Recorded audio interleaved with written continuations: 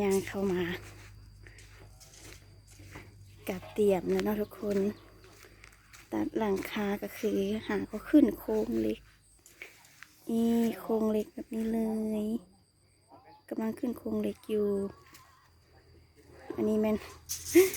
คุณแม่ครัวมินิมอลมินิจ่ายกำลังหนึ่งข้าวหางสู้กินโครงเหล็กหาก็วันนี้มื้อที่สองเริ่มขึ้นโครงเหล็กได้ประมาณนี้แล้วทุกคนคันใดเฮาค่ะเรียบร้อยหาคันห้องน้ำมินิมอลมินิจ่ายเอาล้อถ้าขึ้นโครงเหล็กเลยแล้วละตัดเรียบร้อยแล้วให้ทุกคนมาเบิ่งอีกเท่านึงเนาะ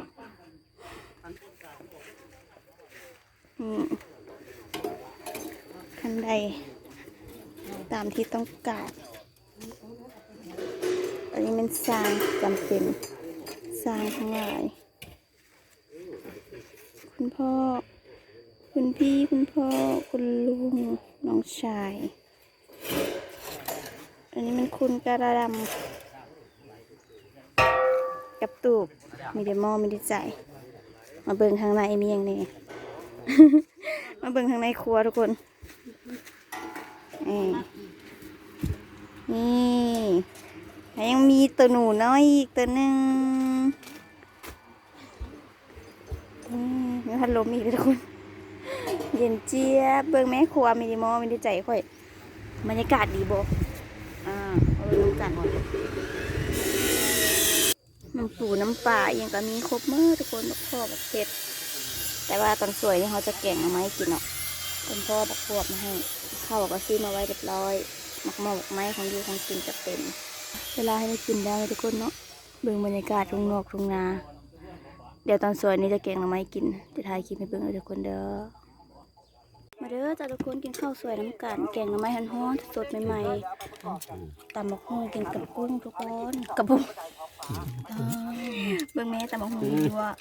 ลูกตักเอากระปูสดๆใหม่ๆเก็บจากทุ่งนาหอยอีกแกงเลือดโอ้ยกับผักขะแยงคนมากินกับครอบครัวแฟมิลี่หลังจากเฮ็ดเวียกมาเมื่อยนี่เลยตูดน้อยๆคอยหักเนาะแย่กันอยู่ตั้ง10 ชีวิตขี้มือคุณพี่ล้วนๆคุณหลานคุณพ่อของสายคุณพ่อคุณแม่พอแล้วป่ะมาเด้อร่วมกันมันพัดลมมาเปิดป่ะ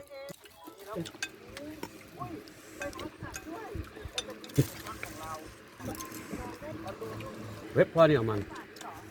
บอกมันขึ้นไปเรียกว่า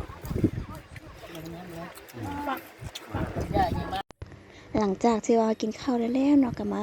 าอัปเดตอีกเทื่อนึงขึ้นโครงเหล็กก็ได้ประมาณนี้เลยเด้ทุกคนนี่แหละนะทุกคนนะก็จะได้บ้านหลังนึงบ่เป็นเรื่องง่ายๆยุคนี้สมัยนี้เฮ็ดงานมันต้องใช้เงินหลายแต่ว่าเขาก็ต้องสู้เนาะเพื่อความฝันและเป้าหมายต่อไปนะทุกคนเนาะ